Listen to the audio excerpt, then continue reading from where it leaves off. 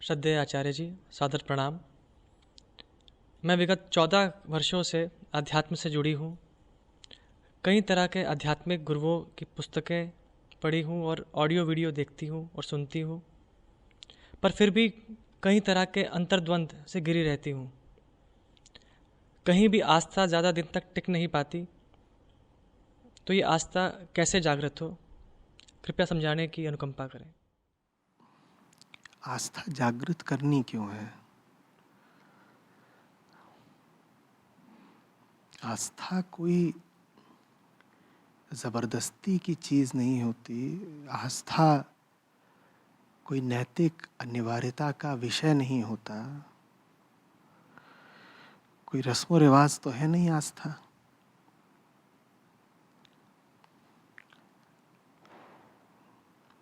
आस्था तो सही जमीन पर सही मौसम में स्वतः खिलने वाला फूल होता है।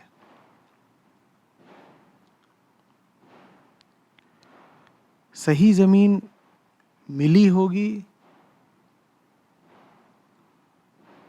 तो खिल जाएगा।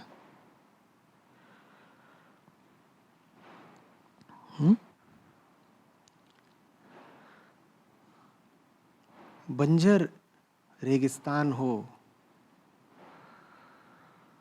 और वहां आप कोशिश कर रहे हो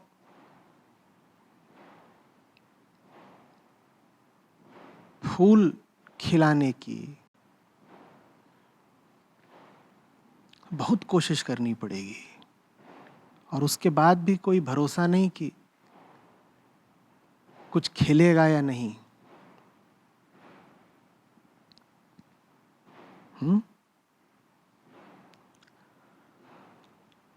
बहुत सारे लोग जब बहुत कोशिशें कर लेते हैं तो एक उपाय ढूंढते हैं।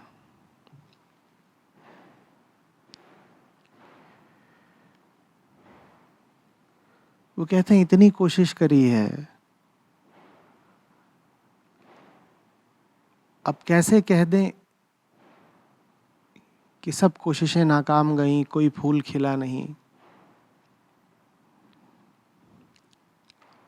तो वो बनावटी झूठे प्लास्टिक या कागज के फूल लगा देते हैं।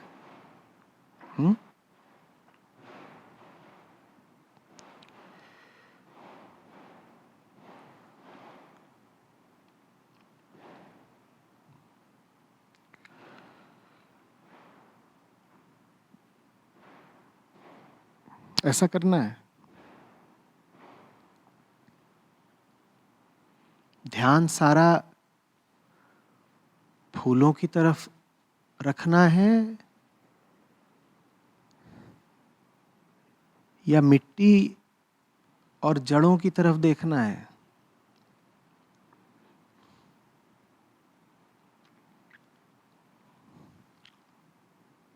बीज सही हो, मिट्टी समृद्ध हो, जड़ें गहरी हों, फिर फूल की तो परवाह नहीं करनी पड़ेगी ना, अपने आप आ जाएगा।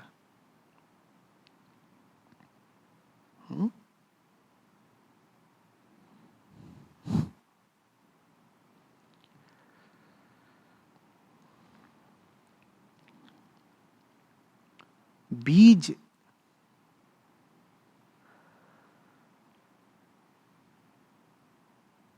होती है खोजी की जिज्ञासा, तीव्र जिज्ञासा, मुमुक्षा।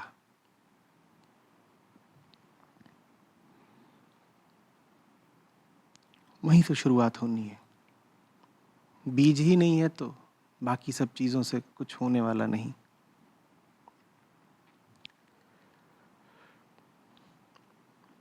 मिट्टी का अर्थ होता है सही माहौल जो साधक को मिलना चाहिए, उसको आप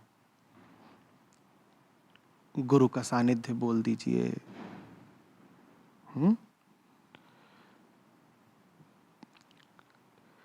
हर प्रकार की सही संगति बोल दीजिए।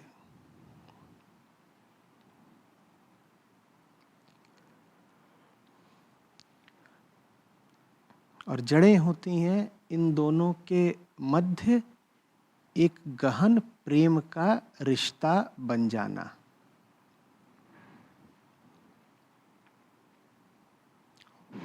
बीज को मिट्टी से प्रेम हो गया।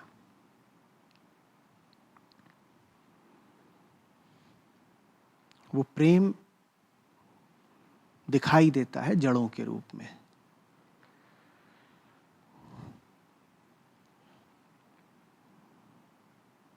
जैसे जड़ों के माध्यम से बीज मिट्टी को और गहराई से पा लेना चाहता हो। और ये सब जब हो रहा है तो कौन परवाह करे फूलों की?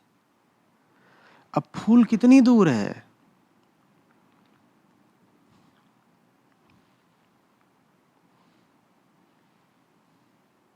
बीज अपने सीने में पूरा पेड़ ही छुपाए हुए है, दो चार फूलों की क्या बात करें।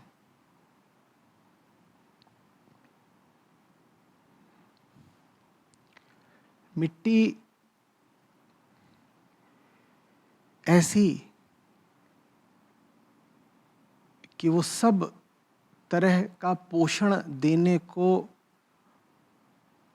उत्सुक बैठी है कि तुम मांगो तो हम देंगे। बीज, तुझे जो कुछ चाहिए वो तुझे हमसे मिलेगा। और दोनों के मध्य एक प्रेम भरा रिश्ता भी बन गया है। अब फूल तो आ ही जाएंगे ना। और फूल अगर नहीं आ रहा है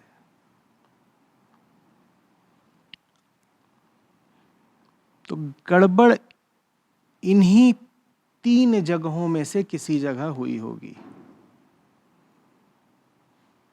या तो तीनों ही जगह पर गड़बड़ होगी, नहीं तो कम से कम एक जगह पर। या तो जो खोजने वाला है उसकी खोज यूं ही है, गुनगुनी, उसमें कोई ताप नहीं है। गुनगुनी खोज नहीं चाहिए होती है। उतनी ऊष्मा चाहिए होती है जितनी पिघलते हुए लोहे में होती है, जितनी एक जलते हुए तारे में होती है।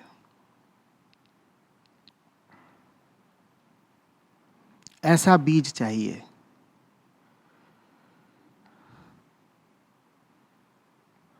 जो कह रहा हो कि मैं समाप्त हो जाऊं, मेरी छाती फट जाए, कोई बात नहीं, पर पेड़ बनने की अपनी संभावना को तो पाना है। उसे पाए बिना कोई गुजारा नहीं। तो जांचिए कि बीज इस गुणवत्ता का है क्या। बीज में अगर ये गुणवत्ता नहीं है तो क्या हम आस्था के फूल की बात करें। लेकिन ये भी सही है कि सुंदर से सुंदर और पुष्ट से पुष्ट और आग्रही से आग्रही बीज भी अगर पत्थरों पर पड़ जाए तो अंकुरित नहीं होगा।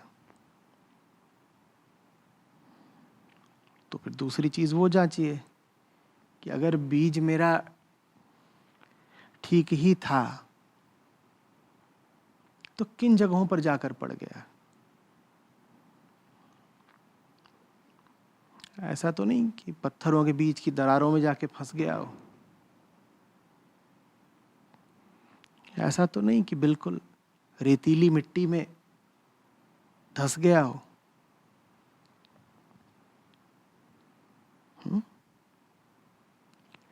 और जो तीसरा खतरा है उसको भी जांच लीजिए। ये भी होता है कि खोजने वाले में पाने की उत्सुकता होती है, दाता में देने की उत्सुकता होती है, लेकिन व्यक्तित्वगत और व्यवहारगत कारणों से, प्रकृतिगत संयोगों से दोनों का तारतम्य कुछ बैठ नहीं पाता।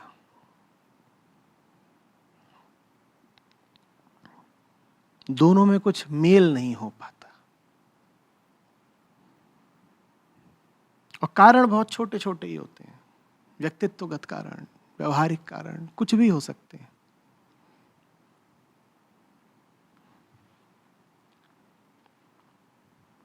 तो वो भी देख लीजिए कि कहीं ऐसा तो नहीं हुआ कि मैंने छोटे कारणों को इतना महत्व दे दिया हो कि उसकी वजह से बड़ा काम होते होते रह गया हो।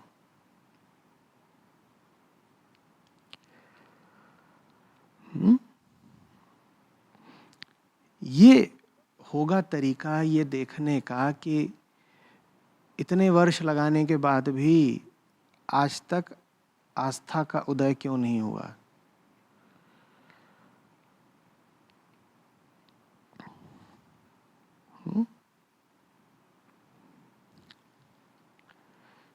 शिष्य चाहिए, गुरु चाहिए, और परम गुरु की अनुकंपा चाहिए, ताकि ये शिष्य और ये गुरु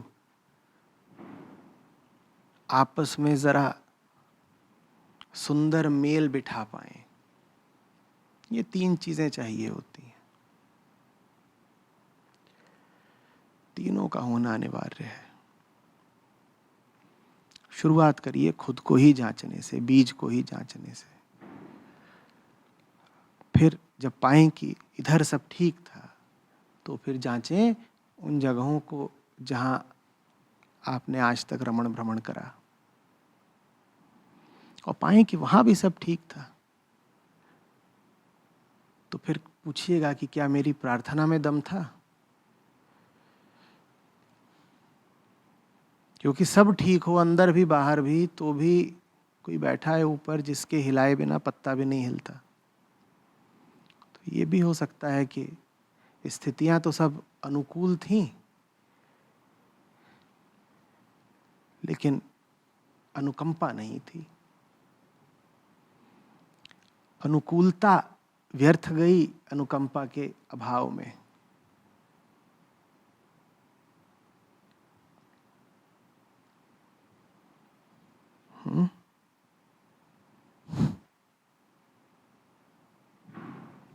समझ रहे हैं? इन तीनों को जांचिएगा। ये भूल कभी मत कर दीजिएगा कि बलात् आस्था कमल खिला बैठे।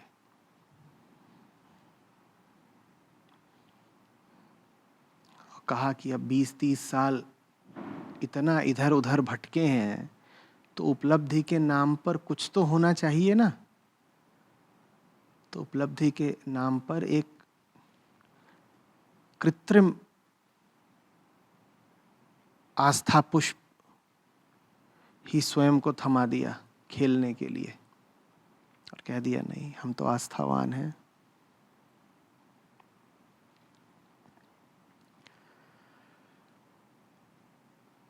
आस्था बहुत बाद में आनी चाहिए।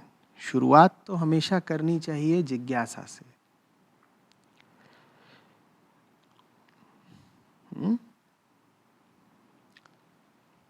श्रद्धा बहुत बाद में चाहिए। शुरुआत तो करिए संदेह से। उसके अलावा आपके पास विकल्प भी क्या है?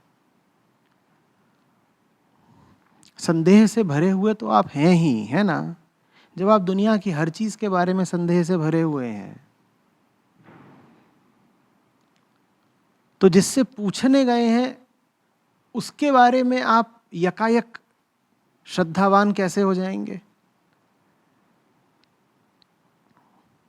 जब आपका मिजाज ही शक्की है, वृत्ति ही संदेहात्मक है,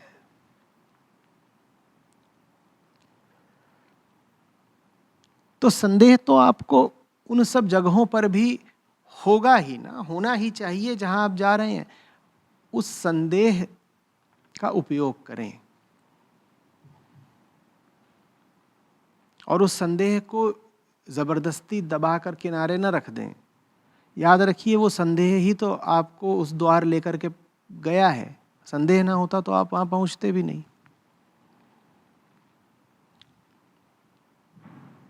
तो संदेह को सम्मान दीजिए, प्रश्न करिए, प्रयोग करिए, जिज्ञासा करिए, पूछिए, समझने की कोशिश करिए। और आस्था का विचार भी मत करिए।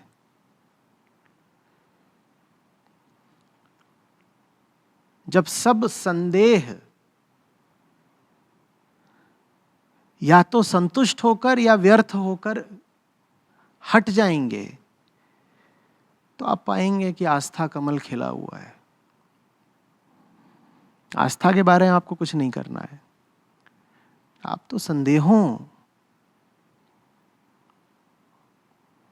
का उपचार करिए। आज तक करा क्या? हम जहां जाते हैं वहां हम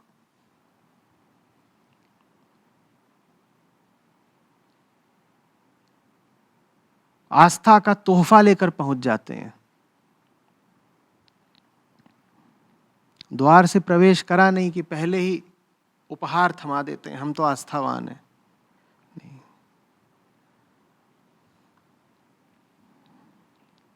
जहां जाइए वहां संदेह की तलवार लेकर जाइए।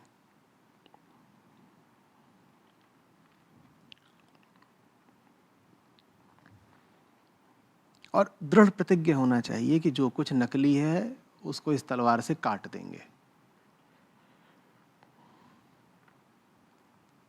वो जगह अगर असली होगी तो आप विवश हो जाएंगे अपने आप को ही उस तलवार से काटने के लिए, और अगर वो जगह नकली होगी तो उस जगह को काट दीजिए उस तलवार से। पर दो में से एक ही बचना चाहिए।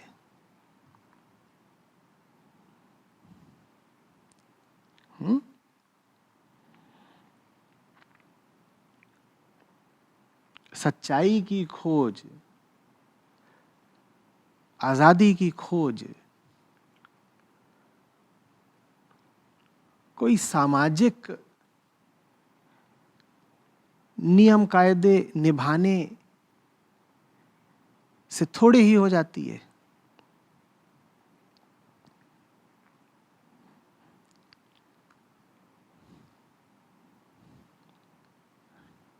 रिश्ते बनाने, व्यवहार और मर्यादा निभाने का खेल थोड़े ही है। वहां तो निर्मम होना पड़ता है भाई।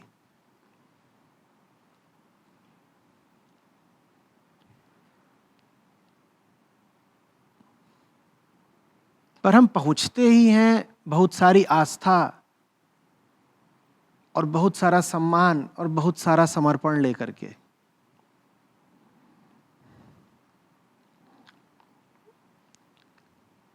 कैसे आ गया आपके मन में इतना सम्मान?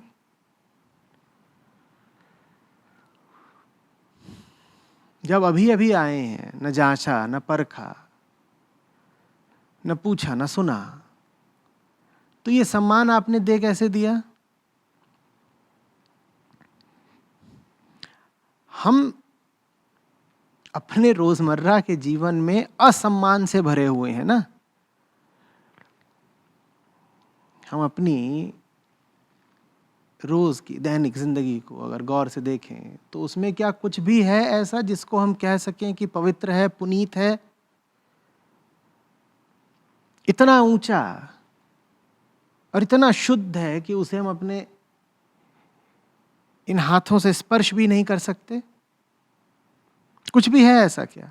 तो जीवन हमारा असम्मान की धुरी पर घूमता है। लेकिन गुरुओं इत्यादि के पास जाते ही हम में न जाने कितना सम्मान पैदा हो जाता है। इसी तरह से ग्रंथों को खोलते नहीं हैं कि बिल्कुल सर झुका देते हैं और कहते हैं बस जो लिखा है बिल्कुल ठीक है। ये सम्मान लाए कहां से भाई? क्योंकि सम्मान नामक चीज से हमारा परिचय ही बहुत क्षीण है। जब हमने जीवन में जाना ही नहीं कि कहते किसको है सर झुकाना, तो फिर आप किसी भी जगह पर जाकर सर झुका कैसे देते हैं? निश्चित रूप से वो सर का झुकाना इत्यादि भी एक प्रथा है, परंपरा है, रिवाज है और कृत्रिम है ना? सर झुकता तो है ही नहीं। जिस सर में अभी संदेह भरे हों वो झुक कैसे जाएगा? जिस सर में अभी अशांति और बेचैनी भरी हो वो झुक कैसे जाएगा? वो तो गर्म हवा के गुब्बारे जैसा होता है।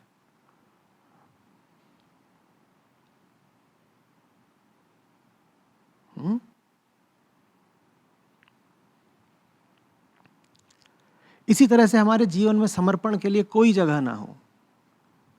जीवन में है समर्पण हमारे आमतौर पर किसी भी चीज के लिए ना, कुछ नहीं। पर धर्म के समक्ष पहुंचते ही हम एकदम तत्काल समर्पित हो जाते हैं। कैसे हो गए? जब समर्पण का और सम्मान का स नहीं पता, तो धर्म के आगे अचानक से कैसे समर्पित हो गए? मेरी सलाह है और मेरा निवेदन है कि स से न समर्पण न सम्मान, स से संदेह का रास्ता चलें। स से समस्या की बात करें। स से समाधान और समाधि तो बहुत दूर है ना? अभी तो समस्या।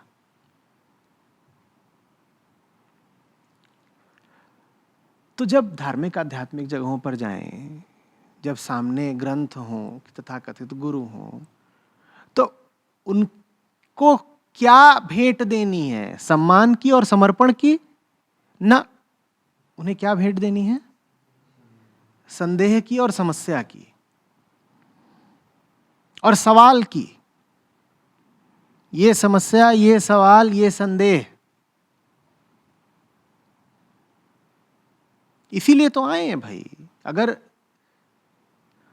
सरल होते और संतृप्त होते तो आते क्यों आपके पास? आए किस लिए हैं? क्योंकि संदेह में है, बेचैनी में है, इसीलिए तो आए हैं। तो फिर हम आपके सामने भी क्या रखेंगे? सम्मान की संदेह? संदेह ही तो रखेंगे ना। सम्मान तो हमारे पास है ही नहीं, समर्पण तो हमारे पास है ही नहीं। जब है ही नहीं तो गुरुदेव आपको कहां से दे दें?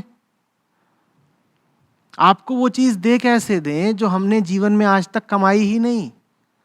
क्योंकि गुरुजी से प्यार बहुत है और कहीं कभी प्यार जाना है। जब जीवन में प्रेम जाना ही नहीं तो गुरु से कैसे हो गया भाई? जो है अपनी गठरी में वो खोल के रखिए, सच्ची बात करिए। ये थोड़े ही कि पहुंचे और बस गुरु ब्रह्मा गुरु विष्णु, जय जय श्री गुरुदेव। क्यों? क्योंकि हमारी संस्कृति में है भाई, बड़ों के आगे कोई असम्मानजनक बात नहीं करते, मर्यादा निभाते हैं, चुप बैठते हैं, मुंह नहीं चलाते, कोई अशोभनीय कृत्य नहीं करते। तो अपना गए, जो भी हो रहा है वहाँ पाठ, वार्ता, भजन, कीर्तन, सत्संग, जो भी हो रहा है उसमें अपना सम्मान पूर्वक बैठे रहे और फिर वापस आ गए और वापस आकर कहा समस्या तो हल हुई ही नहीं। अब 10-20 साल से यही चल रहा है। समस्या आपने उघाड़ कर रखी क्या? और अगर रखी तो समस्या का जो समाधान बताया गया, आपने उसका पूरा प्रयोग किया क्या? और प्रयोग किया और असफल रहा प्रयोग, तो क्या आप लौट करके गए और सामना किया कि आपके बताए समाधान से हमें सफलता नहीं मिली है? या तो आपका बताया समाधान गलत, या हमारे समझने में कुछ चूक हुई है, या हमने जैसे प्रयोग किया उसमें कोई त्रुटि रह गई। जो भी बात थी बताइए। ये सब करें और समस्या मिटे, तो आस्था तो अपने आप आ जाएगी। फिर आएगी ना। आपकी आस्था को आने से कोई रोक सकता है क्या? अगर आपको वास्तविक लाभ हुआ हो, कहिए। आप किसी की संगति में रहे, आपने किसी से बातचीत करी, या आपने किसी की सलाह मानी और उससे आपको वास्तव में लाभ हुआ,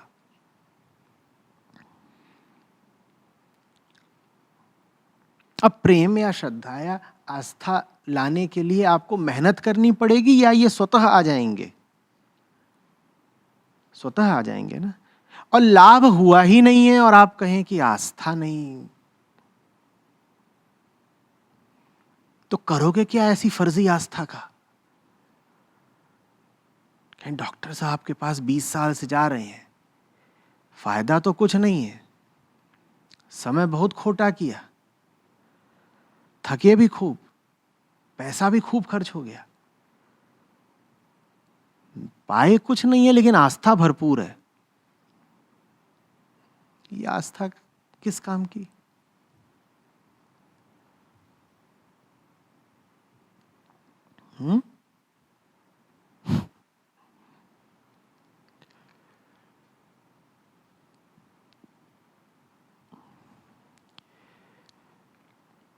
परखिए, पूछिए, उलझिए।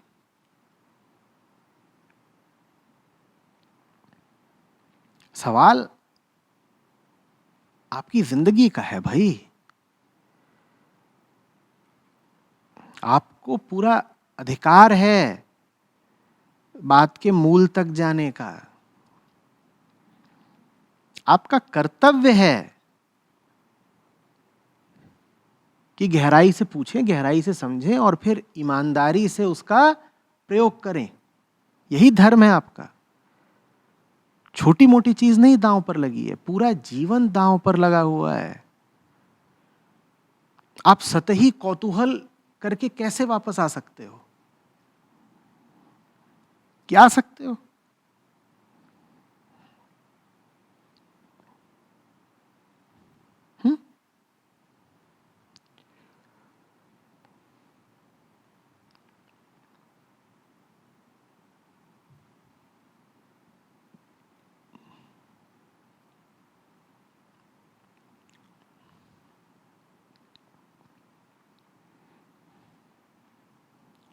घर की एक दीवार का भी रंग बदलना होता है तो 10 बार छानबीन करते हैं ना। घर की एक दीवार का रंग बदलना है तो 10 बार छानबीन करते हैं। और जिंदगी की इमारत ही अगर पूरी नई खड़ी करनी हो तो बस यूं ही जाकर के हाथ जोड़ करके सम्मान और मर्यादा और आस्था के भरोसे चल लेंगे, या एक एक बात, छोटी से छोटी, महीन से महीन बात की पहले पूछताछ करेंगे? बोलिए। और जिंदगी भर की पूंजी दांव पर लगी है। अगर लुटे तो जीवन ही पूरा व्यर्थ गया। तो शुरुआत आस्था से करेंगे या अन्वेषण से, परीक्षण से,